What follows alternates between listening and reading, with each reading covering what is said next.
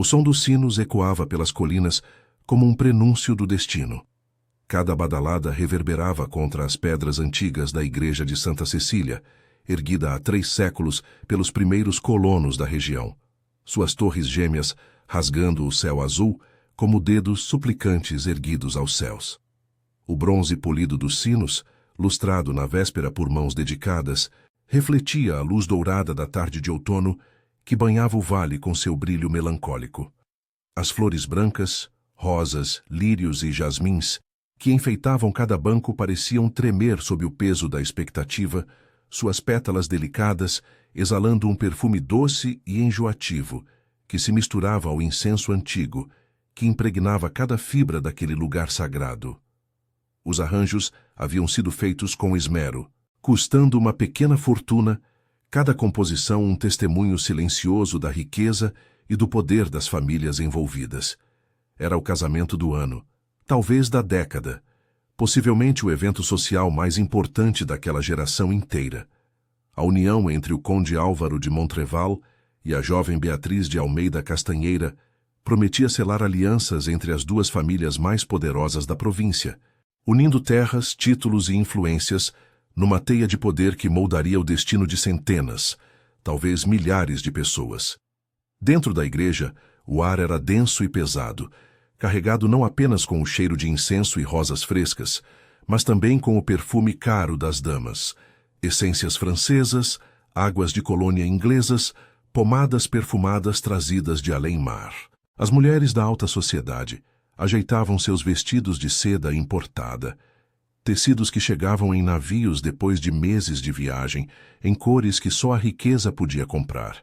Azuis profundos como o oceano ao entardecer, verdes esmeralda que rivalizavam com as pedras preciosas, roxos imperiais reservados à realeza. Seus dedos enluvados, luvas de pelica branca ou rendas delicadas, ajustavam mechas de cabelo presas em penteados elaborados, fixados com pentes de tartaruga e alfinetes de pérola.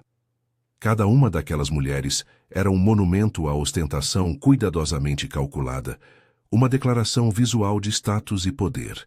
Leques pintados à mão abriam e fechavam num balé ensaiado, os movimentos não apenas para abanar o calor, mas para comunicar em uma linguagem silenciosa.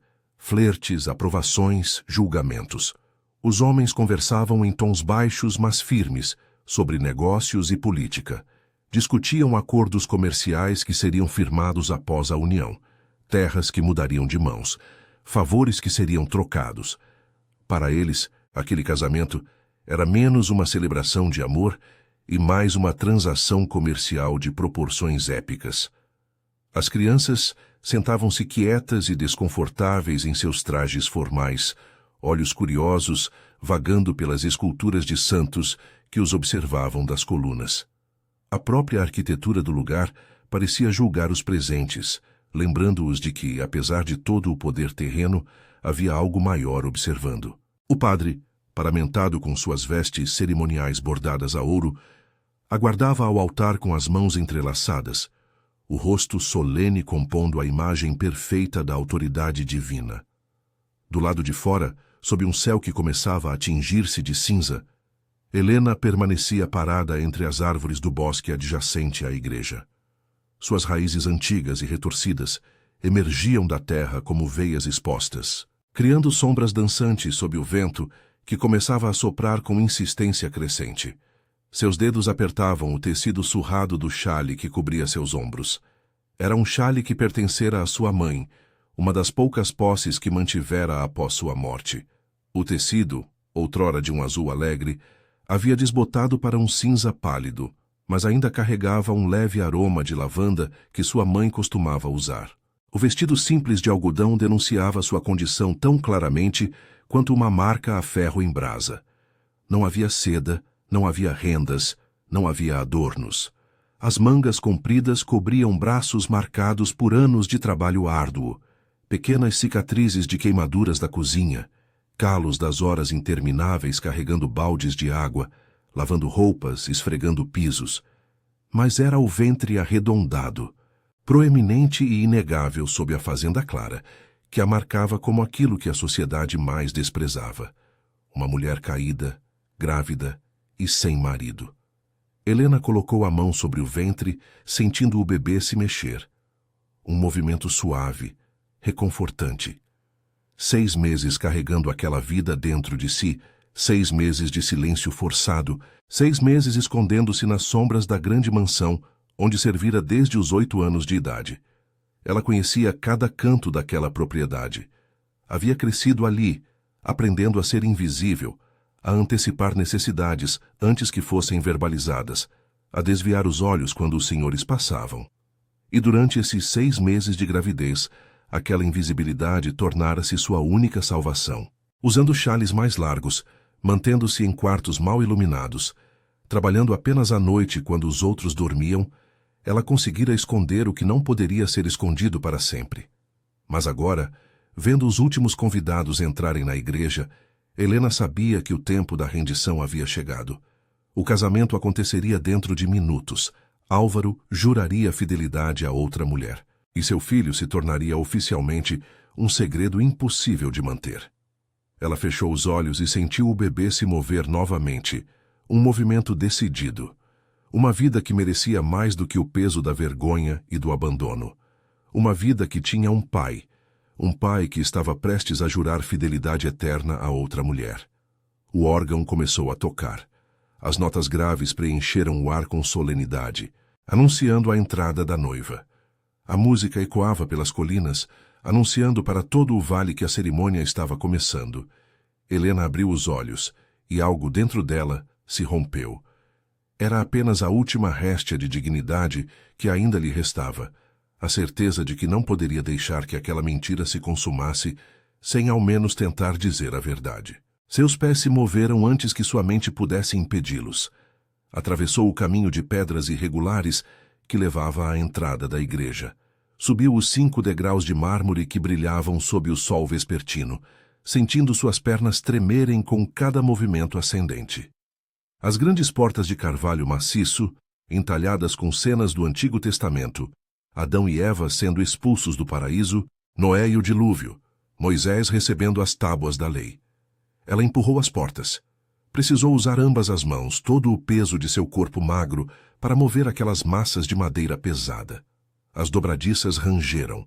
Um som agudo, penetrante, que ecoou como um grito de advertência por todo o templo. Todos se viraram como um único corpo, um movimento sincronizado e involuntário. Centenas de olhos fixaram-se naquela figura solitária que ousava interromper o momento mais sagrado da cerimônia. O murmúrio começou como um zumbido baixo, crescendo em volume e intensidade com cada segundo que passava. O órgão parou abruptamente, a última nota morrendo no ar como um suspiro sufocado. O coro de meninos cessou seu canto celestial. O padre ergueu os olhos confuso no início, depois indignado. Seus lábios se moveram como se estivesse prestes a invocar santos ou proclamar anátemas, mas nenhum som emergiu. Ele agarrou a Bíblia contra seu peito com mais força. Os convidados sussurravam agora sem disfarce. Leques batiam mais rapidamente. Homens se inclinavam para suas esposas. As crianças inquietavam-se em seus bancos, e lá, no altar, o conde Álvaro de Montreval sentiu seu coração parar ao ver aquela figura delicada, tremendo, mas decidida, caminhando pelo corredor central. Helena avançou, ignorando os olhares de horror e indignação. Cada passo era uma agonia calculada. Seus sapatos simples produziam um som discreto, mas determinado contra o piso de pedra fria. O corredor central parecia se estender infinitamente à sua frente. Bancos de mogno polido de ambos os lados, ocupados por rostos que variavam do choque à repulsa. Algumas mulheres cobriram as bocas com luvas. Homens franziram as testas. Ela podia sentir o peso daqueles olhares, físico quase. Mas ela não parou. Não poderia parar. Não agora. À medida que avançava, Helena notava detalhes com uma claridade quase dolorosa. O cheiro de cera de vela se misturava ao perfume caro das damas. A luz filtrada pelos vitrais pintava o corredor com cores que pareciam sobrenaturais. Azuis profundos, vermelhos sangrentos, dourados celestiais. No altar, ela via Álvaro. Ele estava imóvel, congelado no lugar, vestido com sua roupa cerimonial, casaca de veludo negro, colete bordado em ouro, gravata de seda branca impecável. Seu rosto havia perdido toda a cor. Quando chegou à metade do caminho, sua voz finalmente emergiu. Esse casamento não pode acontecer. O silêncio foi absoluto. Era um silêncio tão completo, tão profundo, que parecia ter textura própria, denso, viscoso, sufocante. Nem mesmo o vento lá fora ousava sussurrar contra as janelas. As velas não tremulavam. O ar parou de circular, mas Helena precisava voltar. Voltar àquele momento onde tudo começou, onde a impossibilidade se tornou inevitável. O inverno havia chegado cedo naquele ano. Helena atravessava o salão principal da mansão Montreval, carregando uma bandeja com chá e biscoitos para a condessa viúva. A anciã Dona Eulália, com mais de 70 anos e saúde frágil, raramente deixava seus aposentos. Cuidar dela era um dos poucos momentos de paz no dia exaustivo de uma serva. Dona Eulália era uma mulher gentil de uma era que rapidamente desaparecia, cujas mãos tremiam ao segurar a xícara de porcelana delicada. Seus olhos, um azul que devia ter sido brilhante na juventude, já não enxergavam com clareza, mas sua mente ainda era afiada como uma lâmina polida. Sua memória era um tesouro de histórias. A época dourada antes da Revolução, os bailes magníficos em Lisboa, os romances secretos da corte. Essas histórias enchiam aqueles aposentos de um calor humano que as lareiras nunca poderiam proporcionar sozinhas. Sente-se, querida, disse Dona Eulália naquela tarde, gesticulando para a cadeira ao lado da lareira. Não suporto tomar chá sozinha. Helena hesitou. Servas não se sentavam na presença de seus senhores, mas a velha senhora insistiu e Helena obedeceu, mantendo-se na ponta da cadeira. Meu filho está em casa hoje, comentou Dona Eulália, soprando o chá quente. Ouvi seus passos mais cedo. Ele sempre foi um homem de pés pesados, mesmo quando criança. Helena assentiu em silêncio. Ela conhecia o conde apenas de vista. Vislumbres rápidos, quando ele atravessava os corredores principais, ou quando recebia visitantes ilustres no grande salão. Álvaro de Montreval era um homem de pouco mais de 30 anos, embora às vezes parecesse carregar décadas a mais em seus ombros. Alto, com ombros largos que testemunhavam anos de treinamento militar. Diziam que havia servido brevemente no exército quando jovem, antes que a morte prematura do pai o forçasse a retornar. Aqueles anos militares haviam deixado marcas, a forma como caminhava, sempre ereto, a maneira como seus olhos varriam um cômodo ao entrar, o hábito de manter as emoções rigidamente controladas. Seu rosto era esculpido em linhas duras e definidas, maçãs do rosto proeminentes, nariz aristocrático, uma mandíbula quadrada sempre cerrada. Seu cabelo negro como a asa de um corvo era mantido impecavelmente cortado. Ele não era cruel com os empregados, mas tampouco era afável. Simplesmente não os via. Para homens como ele, pessoas como Helena eram parte da mobília, elementos necessários, mas invisíveis. Ele precisa de uma esposa, continuou Dona Eulália, um toque de tristeza na voz. Um herdeiro. Mas temo que meu filho tenha se fechado para o amor. O casamento dele com a falecida condessa foi tão frio, arranjado pelas famílias. Quando ela morreu no parto, levando o bebê consigo, algo nele morreu também. Helena ouvia em silêncio, sentindo uma pontada de compaixão. Naquele exato momento, a porta do aposento se abriu, e o conde entrou. Helena imediatamente se levantou, abaixando a cabeça em respeito. Mas Dona Eulália a deteve. Álvaro, querido, venha, sente-se conosco. O conde lançou um olhar breve para Helena. Era apenas cansado, como se ele carregasse o mundo nos ombros. Mãe, não deveria sobrecarregar a serva com sua companhia. Bobagem. Helena é uma querida, e preciso de alguém com quem conversar. Um músculo se retesou na mandíbula do conde, mas ele não discutiu. Apenas assentiu e se virou para sair. Foi quando Helena notou uma mancha escura se espalhando pela manga de sua camisa. Sangue. Senhor. Vossa Senhoria está ferido. Álvaro parou, olhou para o braço. É só um arranhão. Um dos cavalos estava nervoso. Precisa ser limpo e enfaixado, senão vai infeccionar. Mas Dona Eulália bateu palmas. Excelente ideia. Helena, vá buscar água limpa e ataduras. E assim, pela primeira vez, Helena tocou o conde Álvaro de Montreval. E agora, nesta igreja, ela estava prestes a tocá-lo novamente. Não com gentileza, mas com verdade. A verdade que atravessava o silêncio como uma lâmina afiada. Helena podia ver como as mãos de Álvaro se fechavam em punhos ao lado do corpo, como sua respiração se tornara visível no peito que subia e descia rapidamente. O ferimento não era grave, apenas um corte superficial. Mas enquanto Helena limpava a ferida, aplicando um unguento feito de ervas medicinais, ela sentiu algo mudar no ar. Álvaro observava suas mãos, pequenas, calejadas, mas incrivelmente gentis. Ela não falava concentrada, mordendo o lábio inferior. Como se chama? Helena ergueu os olhos, surpresa. Helena, senhor. Há quanto tempo trabalho aqui?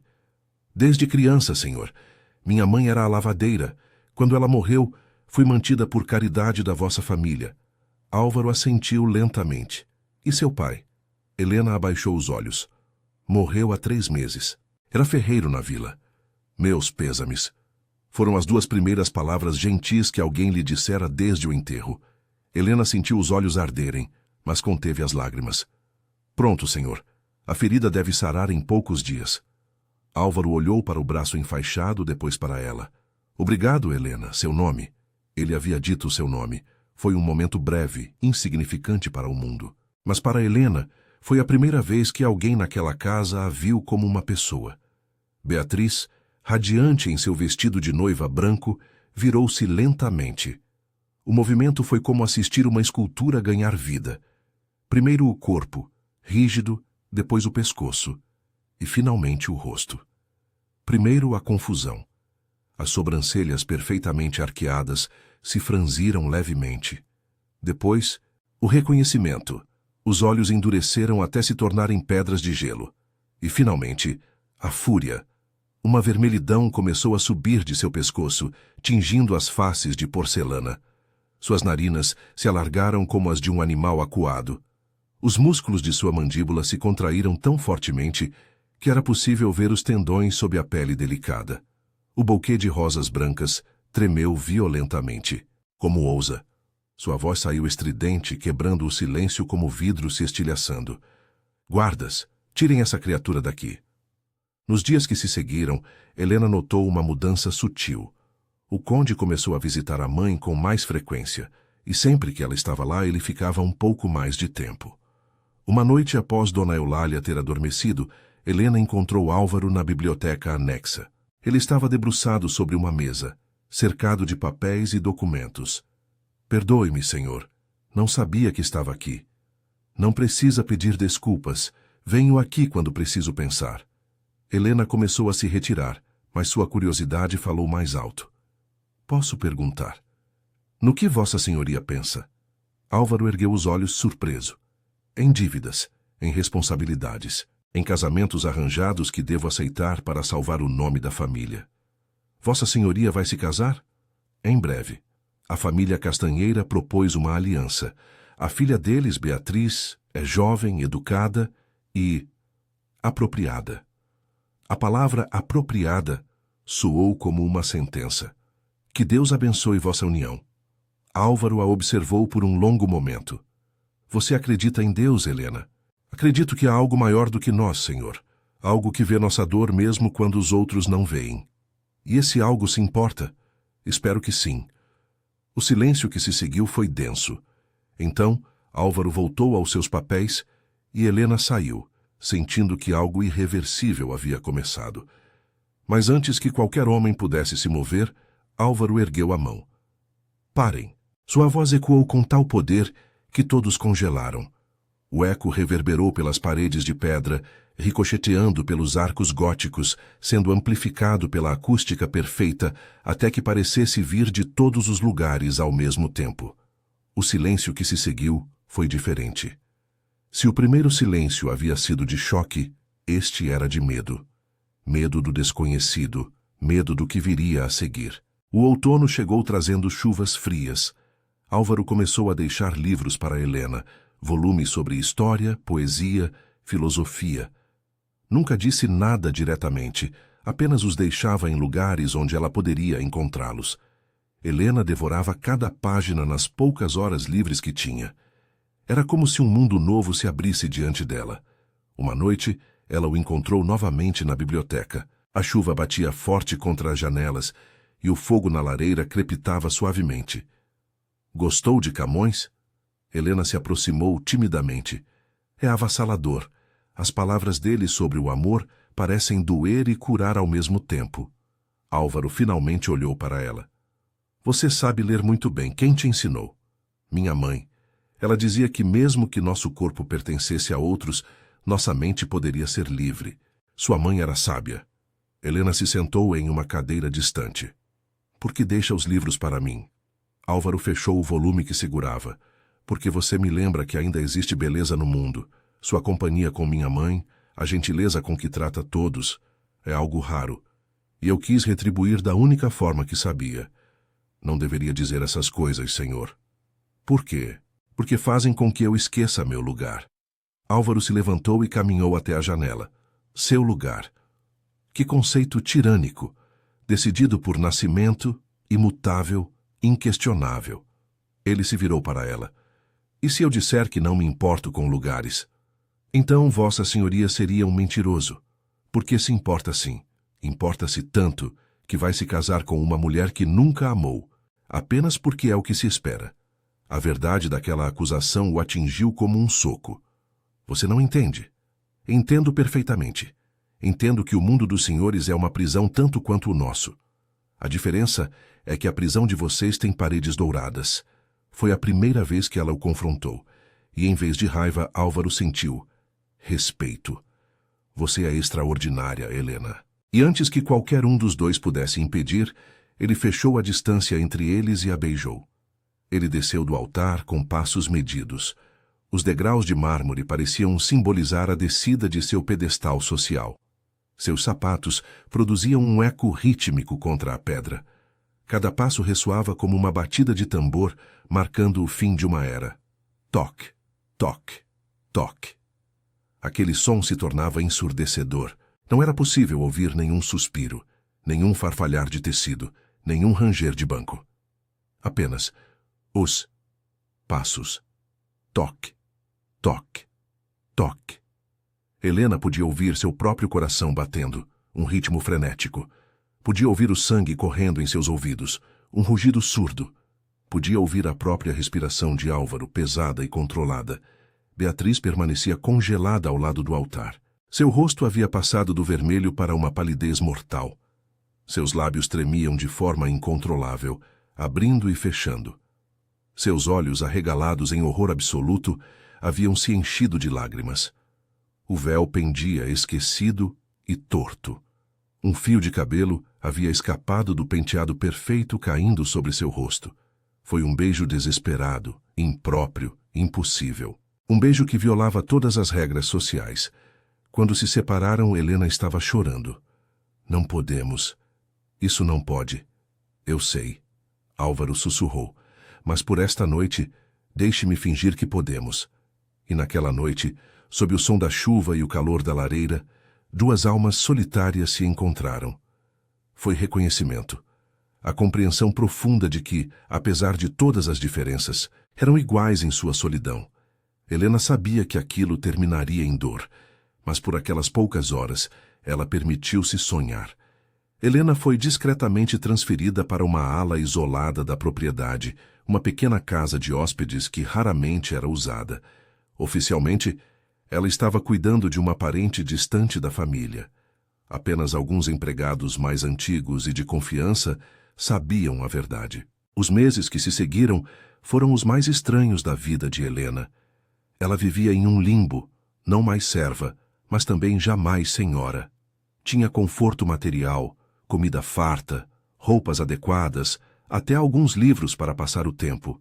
Mas estava completamente isolada, presa em uma espécie de purgatório social onde não pertencia a lugar nenhum. As manhãs eram as piores. Acordava sozinha em uma cama que era grande demais para ela. em um quarto que cheirava a mofo e desuso, apesar de todos os esforços de limpeza. A solidão pesava sobre ela como um cobertor molhado, sufocante e frio ao mesmo tempo. Ela passava horas olhando pela janela, observando a vida da mansão continuar sem ela. Criadas correndo de um lado para outro, jardineiros cuidando dos canteiros, cavalos sendo exercitados no pátio. O bebê crescia dentro dela, cada dia mais presente, cada movimento mais forte. Helena conversava com ele nas longas tardes vazias, contando histórias sobre o pai que ele mal conheceria, sobre o mundo lá fora, que ela mesma mal compreendia. Prometia a ele que não importava o que acontecesse, ela o amaria o suficiente para compensar tudo o que lhe faltasse. Álvaro a visitava. Não todos os dias, pois isso levantaria suspeitas, mas com frequência suficiente para que ela soubesse que não havia sido completamente esquecida. Ele trazia presentes, chás importados para o enjoo matinal, travesseiros recheados com penas de ganso para tornar seu descanso mais confortável, um chale de lã fina para os dias frios que se aproximavam. Trazia também livros, sempre mais livros, porque havia aprendido que para Helena, palavras eram companhia quando humanos faltavam, mas nunca falavam sobre o futuro. Era como se ambos tivessem feito um acordo silencioso de viver apenas no presente, de não olhar além do próximo dia da próxima semana. Falar sobre o futuro significaria confrontar a realidade impossível de sua situação. Um casamento que se aproximava, uma criança que nasceria sem nome, um amor que não tinha lugar naquele mundo. E, principalmente, nunca sobre o casamento que se aproximava inexoravelmente. Dona Eulália, a única da família que sabia toda a verdade, visitava Helena com regularidade. A velha senhora, para a surpresa de todos, não a condenara. Em vez disso, oferecera conforto e sabedoria nascida de 8 décadas de observar a natureza humana em todas as suas complexidades. «Meu neto será lindo», ela disse certa tarde de novembro, tocando gentilmente o ventre de Helena, já redondo e firme. «E terá os olhos do pai, tenho certeza». Os homens Montreval sempre tiveram aqueles olhos escuros, profundos como poços. «Ele nunca será reconhecido», Helena respondeu com tristeza que mal conseguia conter. «Crescerá sem nome, sem família, sem saber quem realmente é. Terá amor. E às vezes, querida menina, isso é suficiente. Não sempre, admito. O mundo é cruel com aqueles que nascem fora das linhas aceitas. Mas amor genuíno, amor que não pede nada em troca, amor que apenas existe porque existe. Isso tem um poder que você ainda não compreende completamente. Mas seria mesmo? Helena não tinha certeza.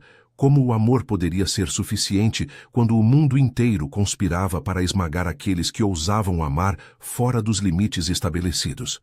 Havia uma noite em particular que ficaria gravada para sempre em sua memória. Álvaro havia chegado tarde, depois que todos já dormiam, trazendo consigo o cheiro de cavalo e noite fria. Trazia vinho tinto em uma garrafa sem rótulo e pão ainda morno da cozinha, roubado quando ninguém olhava. Sentaram-se juntos perto da pequena lareira, o fogo crepitando suavemente, lançando sombras dançantes nas paredes. Por um longo tempo, nenhum dos dois falou. Apenas compartilharam o pão e o vinho em silêncio. Um silêncio que não era desconfortável, mas íntimo, carregado de tudo que não precisava ser dito. «Eu sonhei com ele», Álvaro disse de repente, quebrando o silêncio. «Com nosso filho. No sonho, ele tinha meus olhos, mas seu sorriso.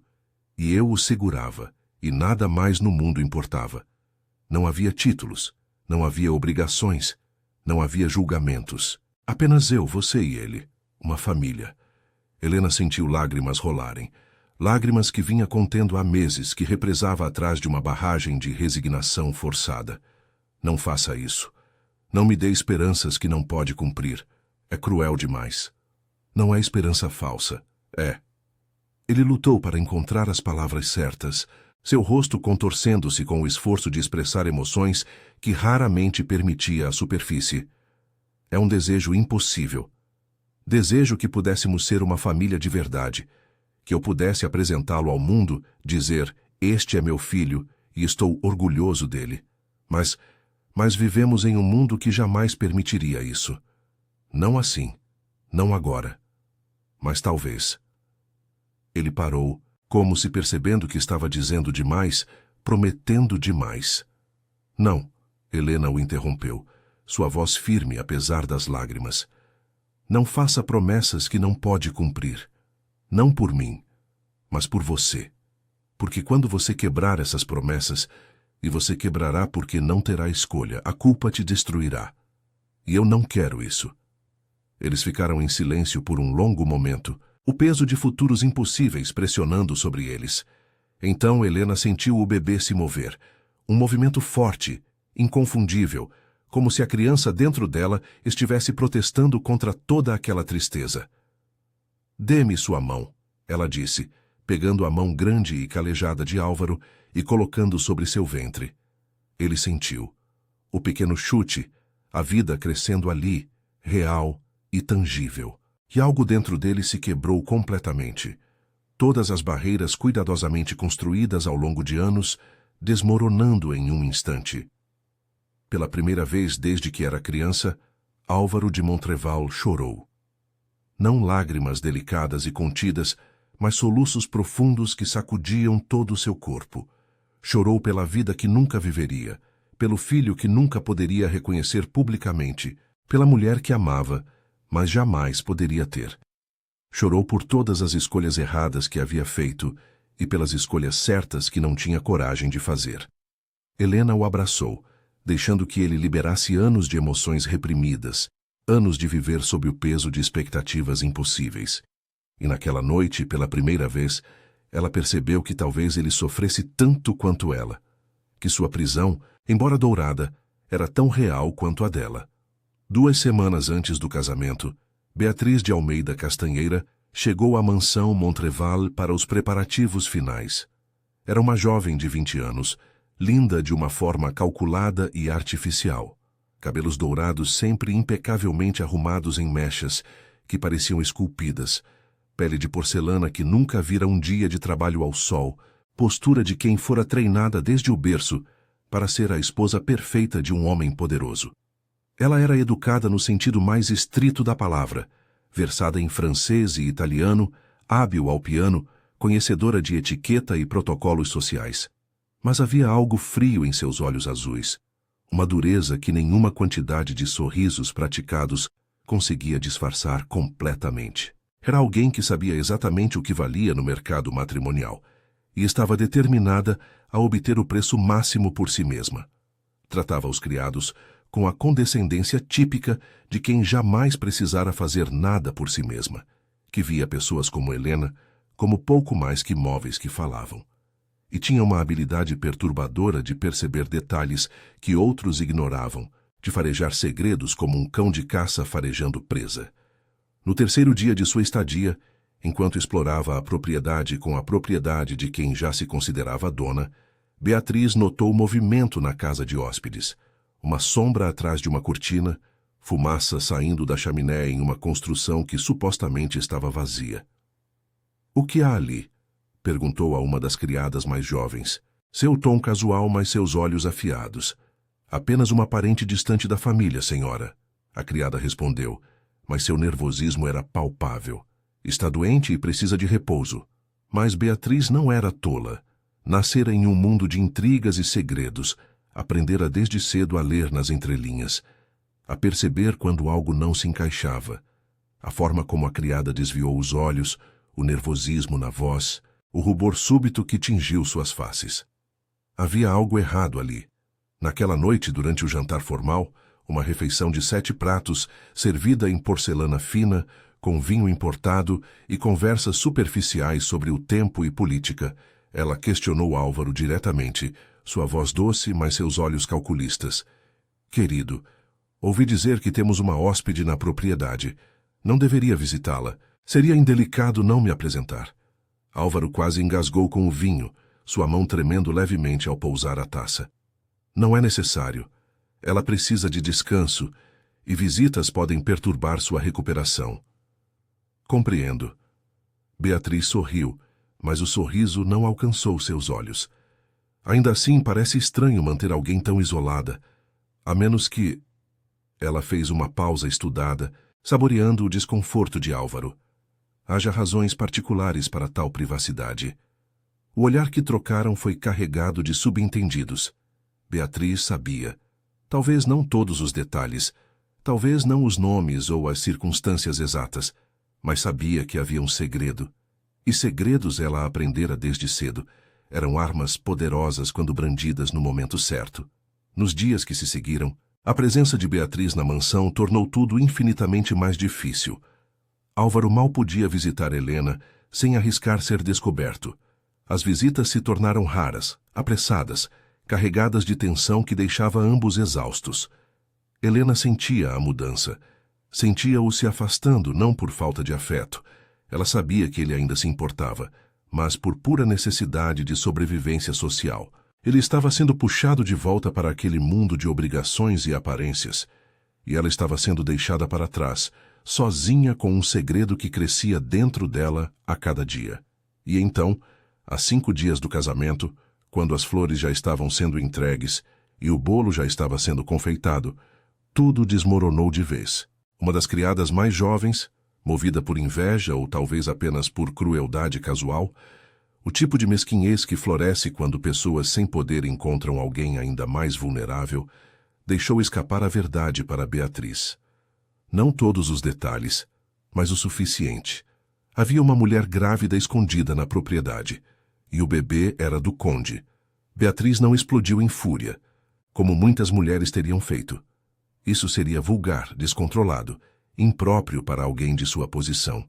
Em vez disso, esperou até a noite, quando tinha certeza de estar sozinha com Álvaro. Foi diretamente ao quarto dele e fechou a porta atrás de si com um clique suave, mas definitivo. Preciso saber a verdade, ela disse, sua voz calma, mas inflexível como aço. Há uma serva grávida escondida nesta propriedade. E o filho é seu? Álvaro poderia ter negado. As palavras estavam ali, prontas para serem ditas. Mas diante daqueles olhos calculistas, diante daquela certeza fria, soube que a mentira seria inútil e, pior, seria covarde. Sim, a palavra pairou no ar como uma sentença de morte. Beatriz respirou fundo, seus dedos apertando a saia de seu vestido até os nós ficarem brancos, mas sua voz permaneceu controlada. Entendo. E o que pretende fazer? Prover para a criança, garantir que nada lhes falte. Mas isso não mudará nosso casamento. Não afetará você ou nossa família. Não afetará. Pela primeira vez a máscara de perfeição escorregou e por baixo dela estava fúria pura. Você realmente acredita que posso construir uma vida com um homem que mantém uma bastarda e sua mãe como protegidos? Que posso olhar nossos convidados nos olhos, sabendo que todos sussurram sobre isso? Não é assim. Não? Então como é? Explique-me, Álvaro, como isso não é exatamente o que parece. Um homem fraco demais para controlar seus impulsos mais baixos, que se deixou seduzir por uma criada oportunista. A acusação o atingiu como um tapa, mas era a palavra bastarda que mais doía, essa palavra feia e cruel usada para descrever uma criança inocente, seu filho que nem sequer havia nascido ainda. Cuidado com suas palavras, Beatriz. Ou o quê? Ela riu. Um som amargo sem alegria. Cancelará nosso casamento. Causará um escândalo que destruirá ambas as famílias? Não seja ridículo. Nós dois sabemos que esse casamento acontecerá porque tem que acontecer. Contratos foram assinados, dinheiro mudou de mãos, expectativas foram criadas. A questão é, o que faremos com esse problema? Ela não é um problema, e nem meu filho. Então o que são? Porque da forma como vejo, são exatamente isso. Um problema que precisa de uma solução discreta. Álvaro não soube responder. O que eram Helena e a criança? Não tinha palavras para definir algo que desafiava todas as categorias que conhecia. Beatriz suspirou, recuperando a compostura, ajeitando a postura. Vou ser clara porque não ganho nada com jogos. Aceito que você tenha um passado. Aceito até que tenha responsabilidades com essa criança. Mas eles precisam desaparecer da vista, completamente. Nada de visitas, nada de contato pessoal. Você cumprirá suas obrigações financeiras através de intermediários e nunca mais verá essa mulher ou essa criança. Essa é minha condição para o casamento. Você não pode exigir isso. Posso e estou exigindo, porque se você não concordar, eu garanto que toda a alta sociedade saberá dessa indiscrição. E não será apenas sua reputação que sofrerá, Álvaro. Será a de toda a sua família. Sua mãe já está frágil.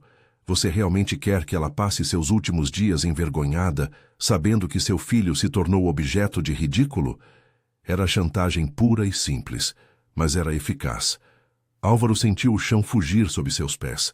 Estava encurralado, sem saída, forçado a escolher entre dois males, e ambos pareciam impossíveis de aceitar. Preciso pensar.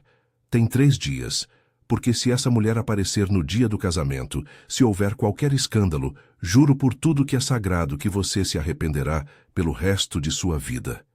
E com isso Beatriz saiu, sua saia roçando o chão, deixando um rastro de perfume caro e ameaças veladas, deixando Álvaro sozinho com sua consciência despedaçada e escolhas impossíveis. Helena soube da conversa por uma criada que havia ouvido sem querer, ou talvez intencionalmente, porque em mansões aristocráticas, paredes tinham ouvidos e segredos raramente permaneciam secretos por muito tempo. A mulher veio até a casa de hóspedes na calada da noite, sussurrando rapidamente os detalhes, antes de desaparecer nas sombras. O desespero que Helena sentiu ao ouvir as palavras de Beatriz, repetidas em segunda mão, mas não menos devastadoras, foi avassalador. Era como se o chão tivesse se aberto sob seus pés e ela estivesse caindo em um abismo sem fim. Ela não queria ser a causa da ruína de Álvaro. Não queria que Dona Eulália, que havia sido tão gentil, tão materna com ela quando sua própria mãe já não estava mais viva, morresse envergonhada, com o nome da família manchado. Não queria ser responsável pela destruição de séculos de história e prestígio. O peso dessa culpa potencial era esmagador. Mas ao mesmo tempo não conseguia aceitar que seu filho cresceria como um segredo sujo, algo a ser escondido e negado. Que ele nunca saberia quem era seu pai, que cresceria sem nome, sem identidade, sem pertencer a lugar nenhum.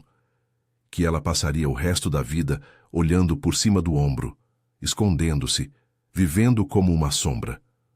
Durante 2 dias, ela ponderou. 2 dias de tormento interno, de chorar até não ter mais lágrimas, de caminhar de um lado para o outro naquela pequena casa até que suas pernas doessem. 2 dias pesando opções impossíveis, imaginando futuros alternativos, todos eles sombrios de uma forma ou de outra. Ela poderia fugir, simplesmente desaparecer na noite, ir para alguma cidade distante onde ninguém a conhecesse. Inventar um marido morto, viver uma mentira pelo resto da vida. Álvaro casaria com Beatriz, a ordem social seria preservada e seu filho ao menos teria uma mãe dedicada, mesmo sem pai reconhecido. Ou poderia aceitar o plano de Álvaro, a casa distante, o sustento garantido, o anonimato confortável. Seria pragmático, seguro, seu filho não passaria fome, não seria expulso para as ruas, teria educação, oportunidades, apenas não teria um pai. Mas havia uma terceira opção. Uma opção terrível, arriscada, que poderia destruir tudo e todos, mas que também poderia, talvez, dar ao seu filho algo que nenhuma quantidade de dinheiro poderia comprar, verdade. E então, tomou uma decisão. Se ninguém teria coragem de dizer a verdade, ela diria. Não por vingança, porque Helena não era uma pessoa vingativa por natureza. Não por despeito, porque ela genuinamente se importava com Álvaro e não desejava sua destruição, mas porque seu filho merecia mais. Merecia ter um pai que o reconhecesse, mesmo que isso custasse tudo. Merecia não crescer na sombra, não ser o segredo vergonhoso que todos sussurravam, mas ninguém reconhecia. Na noite anterior ao casamento, Helena escreveu uma carta, não para Álvaro, mas para si mesma. Nela colocou todos os sentimentos que nunca ousara expressar, o amor impossível que florescera mesmo quando não deveria, a dor aguda da rejeição silenciosa, a esperança teimosa de que talvez, apenas talvez, a verdade pudesse libertá-los de todas aquelas mentiras em que viviam. Escreveu sobre a primeira vez que Álvaro dissera seu nome, fazendo-a sentir-se vista pela primeira vez em anos de invisibilidade. Escreveu sobre o beijo na biblioteca, sobre a noite em que conceberam seu filho, sobre os momentos roubados que eram tudo que tinham, mas que pareciam insuficientes e infinitos ao mesmo tempo.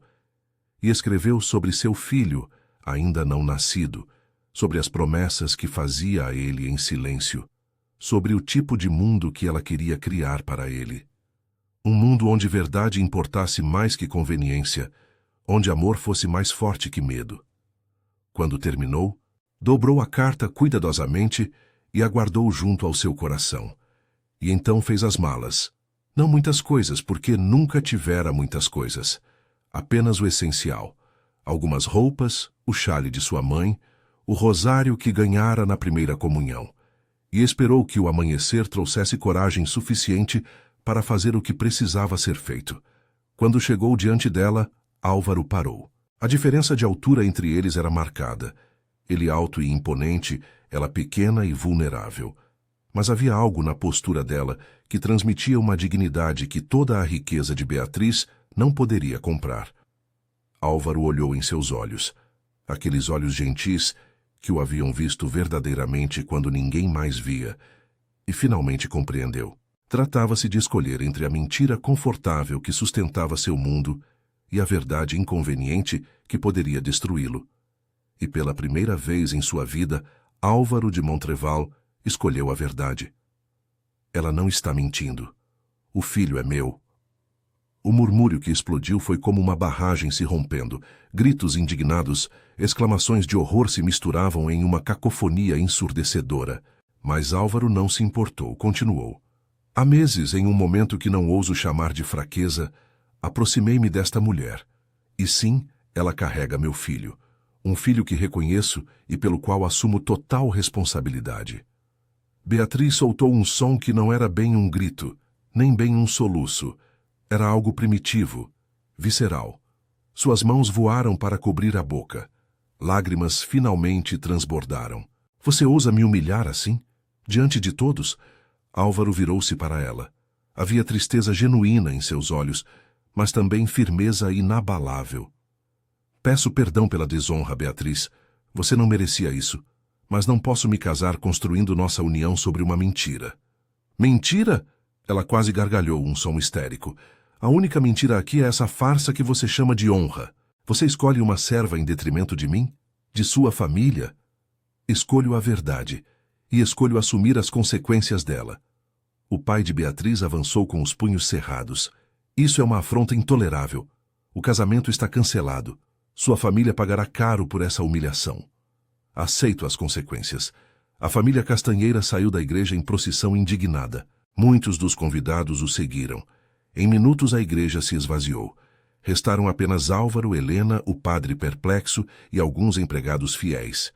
Helena tremia incontrolavelmente. Álvaro, o que você fez? Ele pegou suas mãos. O que deveria ter feito há meses? Então, para choque de todos, ajoelhou-se diante dela. Helena, você é a mulher mais corajosa que conheço. Você arriscou tudo para que nosso filho não crescesse na sombra, e eu fui um covarde. Levante-se, por favor. Você é um conde. E você é a mãe do meu filho. Isso te faz mais importante do que qualquer título. O padre encontrou sua voz. Isto é altamente irregular.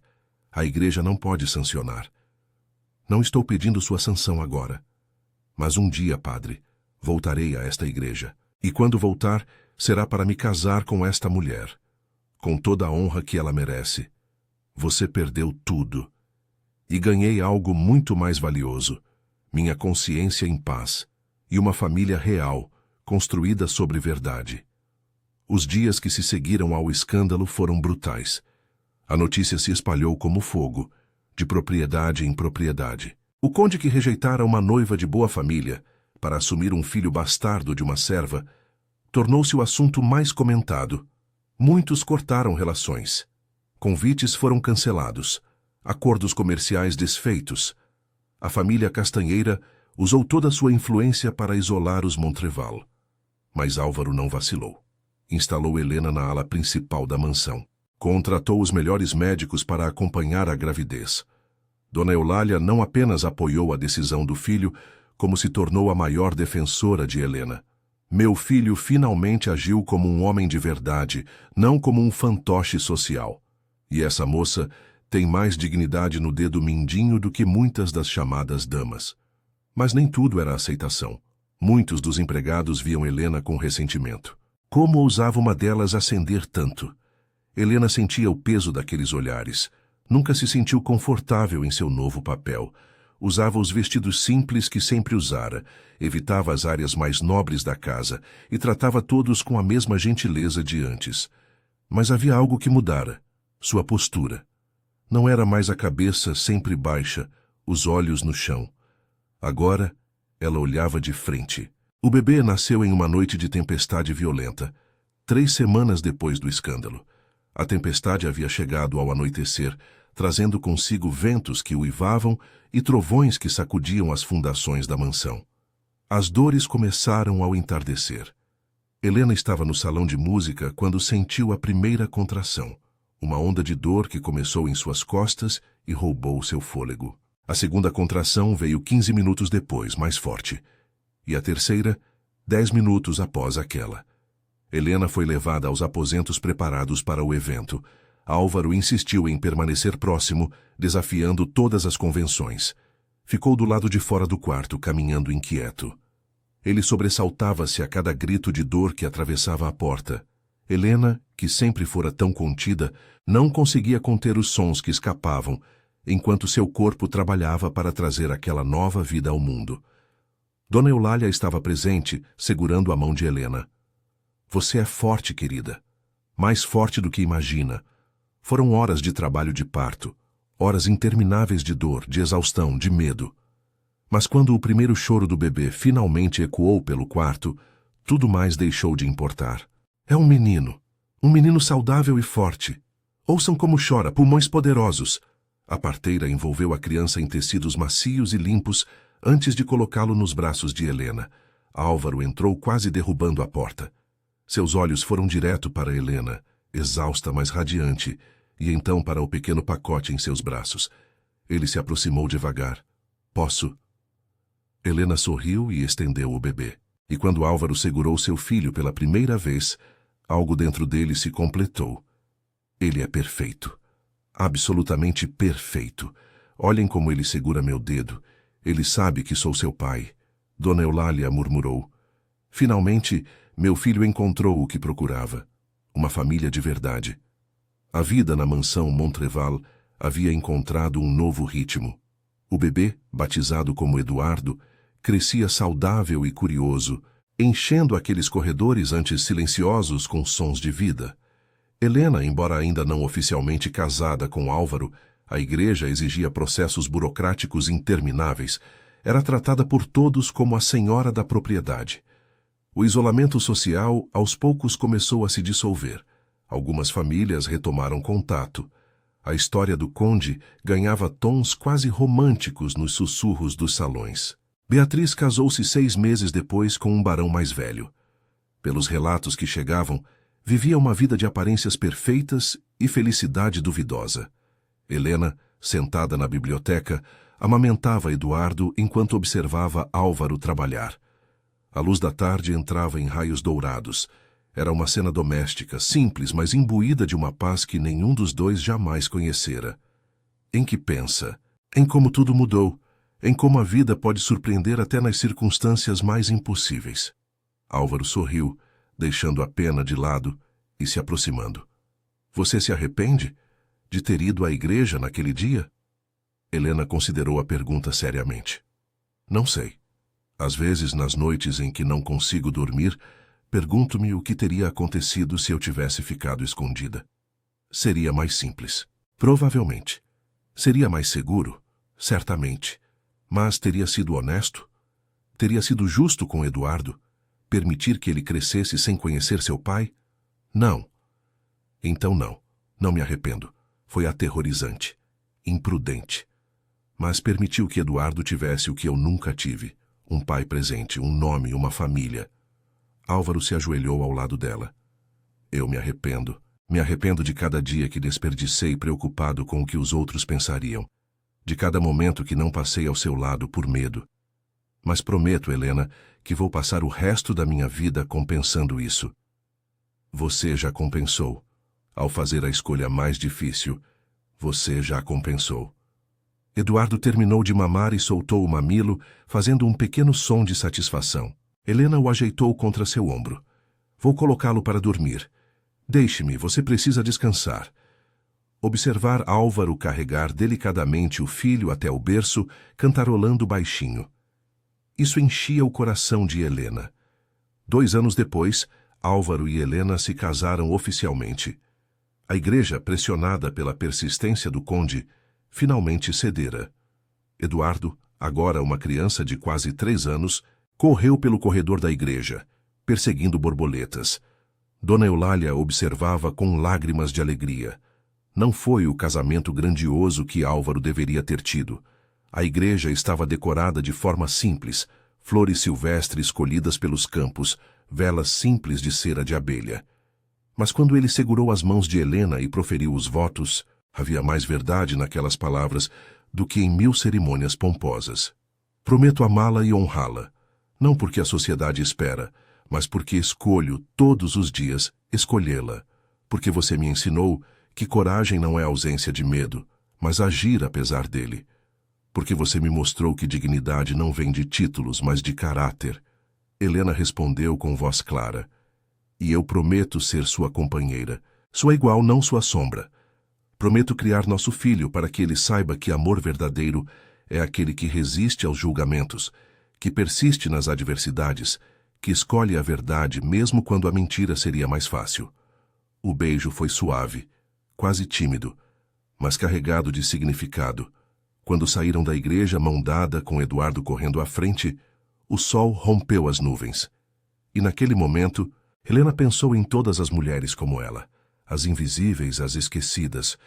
Ela não mudaria o sistema, sabia disso. Sua história era uma exceção, não a regra. Mas talvez alguém em algum lugar ouviria sobre a serva que ousou invadir um casamento, sobre o conde que escolheu honra verdadeira, e encontraria coragem para suas próprias batalhas. Porque às vezes, as histórias mais improváveis eram as que mais precisavam ser contadas.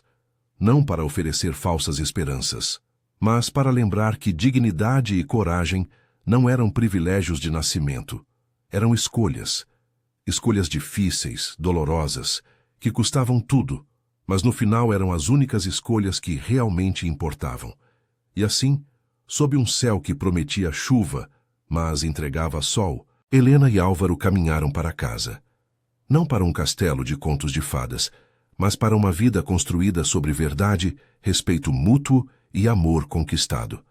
Eduardo, correndo à frente com a borboleta finalmente pousada em sua pequena mão, virou-se com um sorriso radiante. Olhem, ela confia em mim. A borboleta confia. E Helena pensou. Sim, assim como eu confiei. Confiei que a verdade era mais forte que a mentira. Confiei que o amor era mais poderoso que o medo. E ela acertou. Aquela era a melhor história de todas. Não a mais fácil, não a mais confortável, mas a mais verdadeira. E no final, apenas a verdade permanece.